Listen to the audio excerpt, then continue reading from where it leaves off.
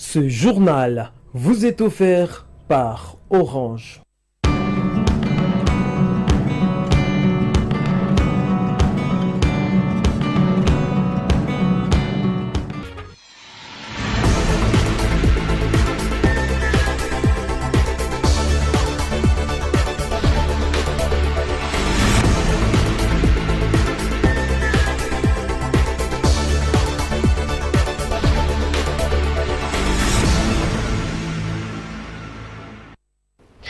Tout le plaisir est pour nous de savoir que vous êtes toujours au programme de votre chaîne. Mesdames et messieurs, il est l'heure de vous informer. Le journal, c'est l'heure. Bienvenue à tous et à toutes à la une de l'actualité. L'avenue Katongé, située dans le quartier Kituku, était la cible d'un cambriolage opéré moyennant des armes blanches par deux voleurs non autrement identifiés dans la nuit de mercredi 17 à jeudi 18 août 2022. Ces bandits ont pu emporter de téléphones et une somme d'argent liquide. Les habitants de ces coins de la ville de Kalemi sollicitent l'implication des autorités provinciales pour éradiquer ces phénomènes. L'insécurité n'en a pas encore fini de poser tristesse et désolation aux habitants de la ville de Kalemi. Un autre cas de vol a été enregistré dans la nuit du mercredi du 7 au jeudi 18 août 2022 sur avenue Katongé de la Mission, située dans le quartier Kituku, plus précisément derrière l'Institut Mwendo, à proximité du quartier de la Paix, où les voleurs ont opéré moyennant des armes blanches dans des domiciles se trouvant dans une même concession. Quelques biens de valeur ont été emportés. C'est notamment des smartphones et une somme d'argent tout en blessant les propriétaires de l'un de ces domiciles. Selon les informations recueillies sur le lieu et les témoignages donnés par le chef de bloc, Hakimi Mabrouki, qui d'ailleurs l'une des victimes de ces cambriolages, nous a révélé la façon dont cet acte de banditisme s'est déroulé, tout en nous signifiant que ces malfrats étaient plus de 5 qui entouraient les abords des différentes maisons de cette partie, et laisse entendre que la concession de Stéphanie a toujours servi de temps en temps d'échappatoire aux voleurs et demande au gouvernement provincial de renforcer la sécurité dans cette contrée. Les autorités provinciales sont appelées à remédier cette crise sécuritaire qui sévit de jour en jour dans la ville de Kalemi, chef-lieu de la province du Tanganyika. Un accident de circulation routière a été signalé ce jeudi 18 août 2022 dans la ville de Kalemi, près de la banque Tembe. Bilan, la jambe d'un homme fracturée. Plusieurs personnes ayant vécu la scène bien avant notre arrivée sur l'endroit du drame nous confirment qu'un homme avoisinant une cinquantaine d'années, voulant traverser la route en quittant la banque Tembe, a été percuté par un motocycliste sur le boulevard Lumumba en provenance de Maendeleo vers le port public de Kalemi. D'après les sources sûres, la victime est sortie dans cet accident avec une jambe fracturée et a été acheminée de vitesse dans une structure sanitaire de la place par un agent de la police de la circulation routière pour des soins appropriés. L'absence de système de freinage et l'excès de vitesse seraient à la base de cet événement malheureux. Survenu ce jeudi 18 août 2022, indiquent les sources concordantes. Ce n'est pas le seul cas à être déclaré dans la ville de Kalemi, voire dans la province du Tanganyika. D'autres informations attestent qu'un camion de grand tonnage aurait connu un accident ce mercredi 17 août à plus de 70 km de Kalemi sur l'axe routier Nyunzu.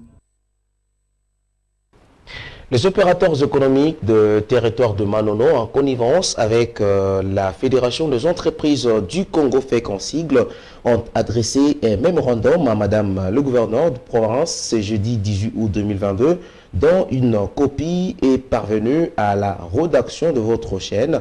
Dans leur mémorandum, les opérateurs économiques ont indiqué les cas de vol à main armée en répétition dont ils sont victimes au quotidien et ayant mentionné quelques sommes d'argent liquide déjà volées par des inciviques dont les montants s'élèvent à 221 millions de dollars, de francs congolais, allais-je dire, et plusieurs biens des valeurs. Ils ont notamment évoqué le cas de viol et le tentative de vol main armée dans les institutions bancaires et dans les agences de transfert de fonds.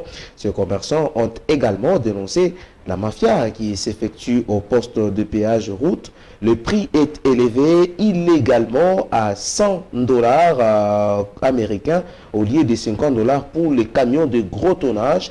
Vu ces aléas causés par les inciviques, les opérateurs économiques proposent comme solution à l'insécurité la relève de tous les services de sécurité, c'est-à-dire les responsables de l'administration et ses deux adjoints, AT, ATA et ATAF, ANER, DGM et URR, par les hommes compétents et collaborant au lieu d'observer cette liturgie.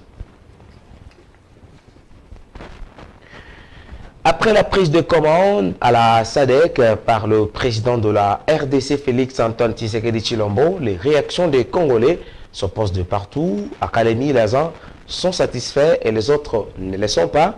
Pour Bonheur Makelele, secrétaire de la Fédération urbaine de l'IDPS Tanganyika, cet acte est une réussite diplomatique pour la RDC.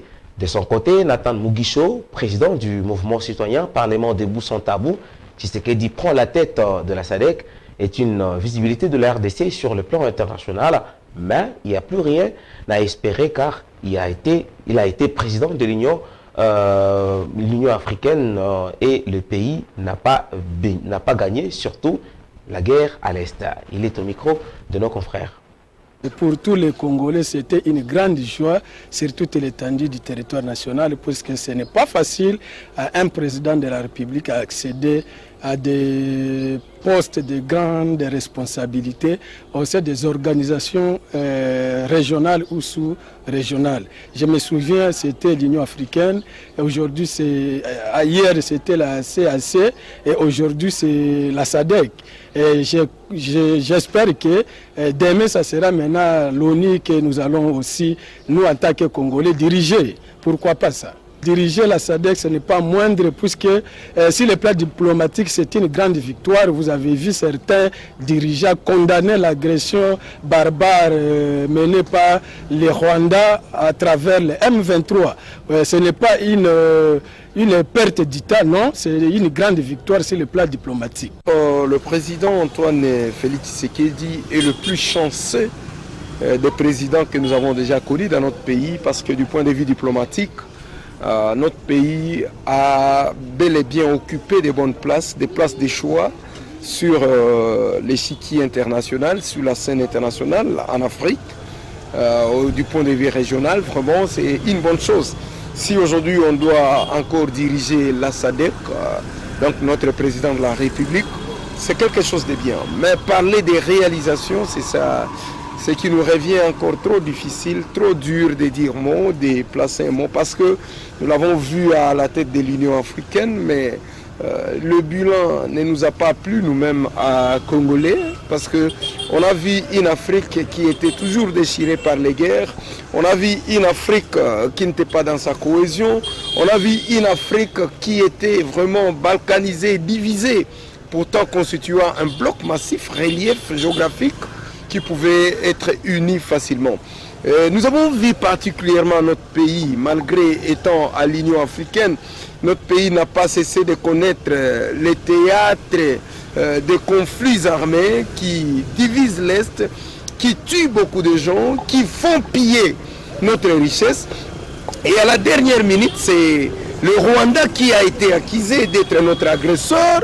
Et pourtant, le Rwanda faisant partie des pays membres de l'Union africaine, rien n'a été fait comme sanction. Donc, on pourra dire que deux fois, il faut constater que ce sont des rôles protocolaires. Mais ce ne sont pas des rôles de réalisation. Mais il a été à la tête de l'Union africaine, qui est une grande organisation plus que la SADC, parce que l'Union africaine, c'est une organisation régionale, si nous pouvons emprunter les termes des internationalistes, tandis que la SADC est une organisation sous-régionale. Eh bien, il a été au plus haut sommet, ça n'a pas donné des résultats. Là où il est, je ne pense pas. C'est du théâtre, c'est du protocole qu'il est en train de faire à tous ces postes-là. Le programme d'action du gouvernement provincial que dirige Mme Julie Ngongo Mayuma n'est pas jusque-là connu par la population sur l'ensemble de la ville de Kalemi, alors que la gestion d'une province repose aussi et en grande partie sur les axes prioritaires. Mais au Tanganyika, ce n'est pas le cas. Sur l'ensemble de la ville de Kalemi, aucun des habitants interviewés à l'aide de notre micro-baladeur ne connaît en toile de fond le programme du gouvernement provincial Julie Ngungwa Mayuma. La population demeure ignorante sur ce que pourra faire ce gouvernement costaud qui est déjà en fonction depuis près de 2 mois. Peut-on parler du parachutage de Julie Ngungwa Mayuma à la tête de la province? Comment peut-on gérer une province sans projet des sociétés qui renferment les grandes lignes de l'action gouvernementale? Quelles sont les priorités du gouvernement? Qu'attend la population du Tanganyika? Réagissant à cette nuée des questions, certains jeunes disent qu'il sera difficile d'évaluer la gestion de la province pour cette 3e législature. Selon l'avis de cet habitant, la population semble être téléguidée par ce gouvernement à perte des vœux. En tout cas, à ma connaissance, je n'ai aucune idée sur le programme. Parce que ici, dans la province, nous avons eu beaucoup de programmes, de manière que nous sommes tellement embrouillés. On nous parle toujours de très bonnes choses, au point où on n'en connaît plus. Donc, sincèrement, pour le gouvernement, nous ne savons pas. Elle a promis quoi, qu'est-ce qui va être fait. Bon, tellement qu'on est habitué à des... Mais en tout cas, sincèrement, je n'ai aucune idée sur le programme de Mme Julie. Nous sommes habitués, même qu'il y ait programme ou pas, bon, les choses se gèrent toujours de la manière que vous savez. Nous restons toujours dans la pauvreté, nous restons toujours dans ce que nous avons. Qu'on nous promette ou pas, bon, franchement, mais ce qui est vrai, c'est qu'ici, nous sommes en train d'être téléguidés, comme ça à vue, mais nous ne savons pas vraiment où est-ce qu'on nous amène. S'il y a des gens qui connaissent le programme de Mme Julie, tant mieux, mais personnellement, moi je ne connais pas. Je ne sais pas, elle attend faire quoi de cette province, quelles sont ses priorités, est-ce des routes, est-ce le développement agricole. En tout cas, je n'ai aucune idée. Mais moi je préfère pour le gouvernement de choisir des axes prioritaires, parce qu'on n'a pas tous les moyens pour faire tout ça. Il faut commencer par les infrastructures. Donc si on aménage les routes de dessert agricole, eh bien le développement va de soi. Parce que les gens produisent d'eux-mêmes, ça va faciliter l'écoulement de produits, ça va faciliter la circulation de l'argent.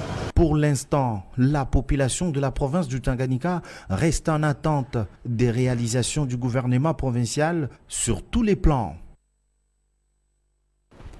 Les états généraux de sport et loisirs vont enfin se tenir à partir de ce samedi 20 août 2022 à Kisantu dans le Congo central en vue de redynamiser le sport congolais. 25 provinces sur 26 que compte la RDC sont déjà prêtes pour lancer les hostilités, excepté le Tanganyika.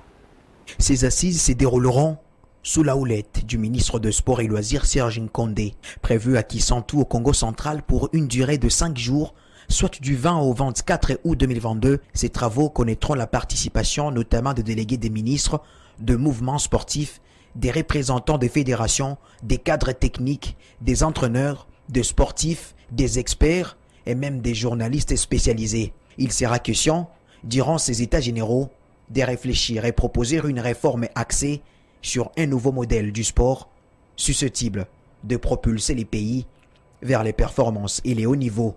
Le président de la République, via le ministre national de sport, a trouvé utile de présenter l'état actuel de l'organisation des états généraux des sports, a expliqué le patron de l'administration des sports, tout en précisant que les provinces seront représentées essentiellement par leurs ministres et les chefs des divisions de sport. Selon les informations en notre possession, sur les 26 provinces qui ont été invitées de prendre part à ces états généraux de sport, toutes les 25 provinces sont déjà de la partie, excepté la province du Tanganyika. 6 thématiques seront au menu de ces états généraux. Il s'agit notamment de l'application et amendement de la loi sportive, de la politique nationale des sports et le programme national de développement de sport, les infrastructures et équipements sportifs, la formation, professionnalisation, financement, sponsoring et marketing, les stratégies relatives au développement de sport et des structures d'appui au mouvement sportif, ainsi que l'évaluation des états généraux des sports de 2008. Au cas où la province du Tanganyika ne serait pas représentée à ces états généraux qui se déroulent tous les 10 ans, il sera difficile de décanter la situation actuelle du sport dans toute la province.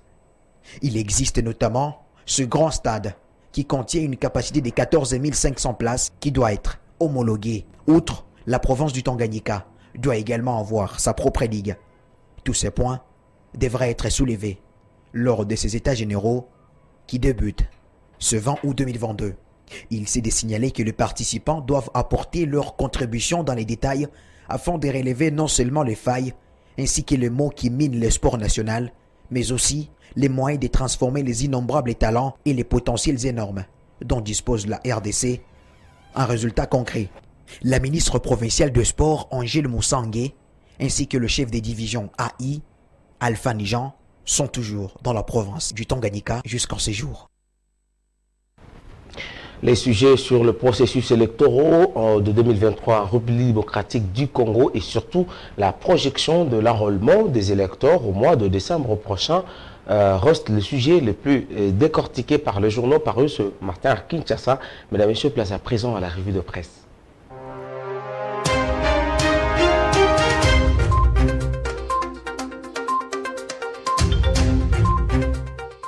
Les journaux parus ce matin dans la capitale congolaise ont planché sur le processus électoral en cours et les préparatifs des partis et plateformes politiques aux élections pour 2023. Mesdames et messieurs, revue de presse.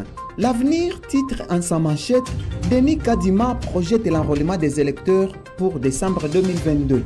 Dans cet article, ce quotidien rapporte que le président de la Commission électorale nationale indépendante, Denis Kadima, a fait cette annonce dans un échange avec la députée nationale Solange Masumbuko.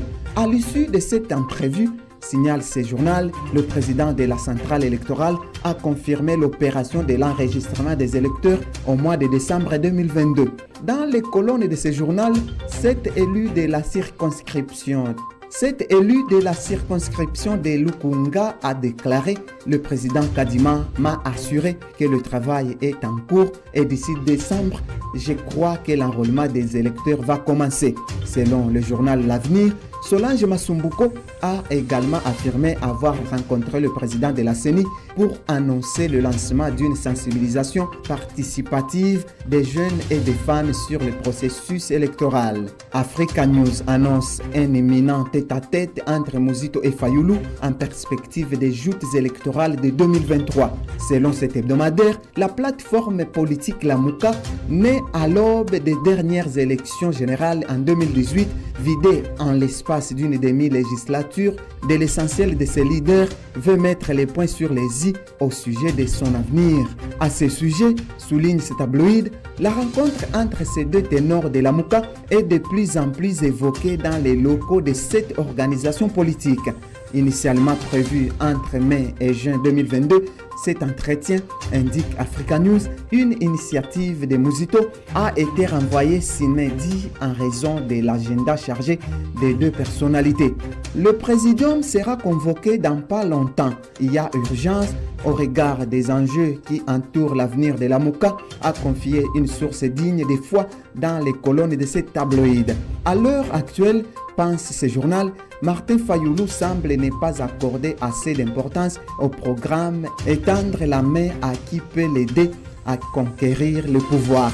Ce que Muzito ne digère ni ne tolère, craignant des alliances contre nature du genre Lamuka FCC, rapporte Africa News qui s'interroge déjà sur l'avenir de Lamuka. La prospérité, de son côté, revient sur la matinée du mouvement de réveil de la jeunesse congolaise qui, selon son président, s'est inscrit dans le contexte des préparatifs des prochaines élections. Quant à la présidentielle de 2023, signale ce journal, le MRGCO réitère son choix à la candidature de Félix Tshisekedi. Devant un parterre d'invités, renseigne la prospérité, le président de cette structure a dit vouloir que Félix Tshisekedi brigue un second mandat afin qu'il puisse achever son programme de gouvernance en faveur du social de notre peuple. Pour rappel, poursuit ce tabloïd, le mouvement des réveils de la jeunesse congolaise, MRGCO en sigle, est un parti politique qui soutient les actions du président de la République et membre de l'Union sacrée de la nation. Ce parti promet ainsi de présenter les candidats à tous les niveaux, ajoute ce quotidien. Mesdames et messieurs, c'est tout pour la revue de presse.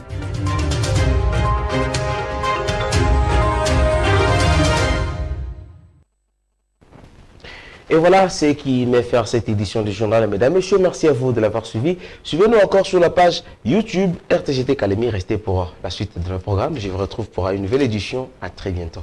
Merci.